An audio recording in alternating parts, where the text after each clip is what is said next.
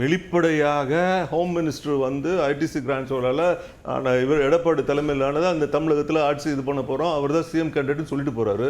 இதுக்கு மேல வேற என்ன எப்படி மாத்தி திருப்பி அதே தான் சொல்லிட்டு இருக்கணுமா? சொல்லுங்க.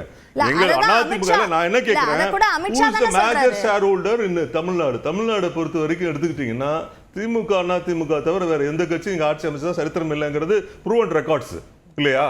அப்படி இருக்கும்பொழுது திமுக காங்கிரஸோட கூட்டணி எடுத்துக்கிட்டுன்னா காங்கிரஸ் ஆட்சிக்கு வருமா இல்ல காங்கிரஸ் முதலமைச்சர் வருவாங்களா திமுக முதலமைச்சர் வருவாங்களா இந்த கேள்வி யாரும் கேட்க மாட்டேறீங்க. ஆனா அதிமுகவை மட்டும் அதிமுக முதலமைச்சர் வருவாங்களா இல்ல பிஜேபி இருந்து வருவாங்களா இல்ல அவங்க கூட்டணி சேருவீங்களா அவங்களோட சேர்ந்து இது பண்ணுவீங்களான்னு கேள்வி கேட்கறீங்க. ஏன்னா அதிமுக அப்படிப்பட்ட நிலையில் இல்லை. கூட்டணி ஆட்சின்னு யார் சொல்றாங்களோ அவங்கள்ட்ட தானே சார் கேட்க முடியும். கூட்டணி ஆட்சின்னு நான் தான் சொல்றேன் பாருங்களேன். ஒரு கூட்டணிக்கு வரக்கூடிய கட்சிகள் எத்தனை விதமான கருத்துக்களை வேண்டும் என்றாலும் சொல்லலாம். அது அவர்களுடைய கருத்து உரிமை.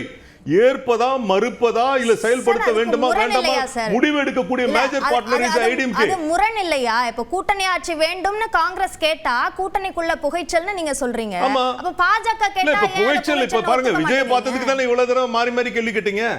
அவரை இவ்வளவு கேள்வி கேட்டீங்கல்ல, என்ன கேள்வி கேட்டீங்க? கூட்டணியில புகைச்சல் இருப்பதனால தானே இன்னொரு தலைவரை நோக்கி அவங்க போறாங்கங்கிறது தானே இப்ப டாக்கு. இப்ப அவர் ஒரே வாட்டி சொல்லிட்டாரு, அவர் தான் வந்து தனிப்பட்ட முறையில் போனாரு வந்தாருன்னு சொல்லிட்டாரு. ஆக மொத்தம் அவர் காங்கிரஸ்ல தானே லைவா இருக்காரு. காங்கிரஸ் விட்டு ஒண்ணு நீக்கல இல்ல. அவங்க தலைமை வந்து அவருக்கு எதிராக தீர்மானம் போட்டு எது பண்ணலையே. பாஜக கூட்டணியில இருக்கு. அந்த கூட்டணியை அறிவிச்சா அமித்ஷாவை போய் ஓபிஎஸ் சந்திச்சிட்டு வந்திருக்காரு. அந்த சந்திப்பை பத்தியும் பேசணும்ல. நீங்க தனிப்பட்ட முறையில் ஒரு ஹோம் மினிஸ்டர் போய் பார்க்கிறதுக்கு எல்லா சிட்டிசன்ஸுக்கும் ரைட்ஸ் இருக்கு. அவர் அக்செப்ட் பண்ணிட்டு அப்பாயின்ட்மென்ட் கொடுக்கிற மாதிரி இருந்தால் நானும் பார்க்கலாம் நீங்களும் பார்க்கலாம், இங்க இருக்கவங்க யார் வேணாலும் பார்க்கலாம். தனிப்பட்ட முறையில முன்னாள் முதலமைச்சர் தனிப்பட்ட முறையில சந்தித்து மக்கள் நலன் சார்ந்த கோரிக்கை அவர் எதுவும் வைக்கல. அதிமுக ஒருங்கிணைப்பு என்ன நடந்ததுங்கிறதுக்கு ப்ரூவன் ரெக்கார்ட்ஸ் நம்மகிட்ட இல்ல. அவர் சந்தித்தார், பேட்டி கொடுக்கிறாரு. அதிமுகவில் இருக்கிற பிரச்சனை பத்தி பேச போனா இல்ல தனிப்பட்ட பிரச்சனை பத்தி பேச போறேன்னு அவர் பேட்டி கொடுக்கிறாரு. ஓகே, அதுக்குள்ள what is the deep inside என்ன இருக்கு, என்ன பேசினாரு அப்படிங்கிற கருத்து வெளியே வந்திருக்கா? இப்ப நேத்து போங்க இதுல அம்மாவுடைய நினைவு நாள்ல பேசும்போது அவர் சொல்றாரு தனி கட்சி ஆரம்பிப்பதற்கு எனக்கு ஐடியா இல்ல அப்படிங்கிறாரு. அப்ப வாட் இஸ் நெக்ஸ்ட் அப்படினா போணும். அந்த சந்திப்பு நடந்தது ஓபிஎஸ் அமித்ஷாக்கு இடையில. ஓபிஎஸ் இதான் பேசணும்னு சொல்லியிருக்காரு. அப்ப அது இல்ல அப்படினா அமித்ஷா மறுத்துக்கலாமே. நான் சொல்லலமா, நான் என்ன சொல்றேன், அவர் தனி கட்சி ஆரம்பிக்கலாம்னு அவர் சொல்லிட்டாரு.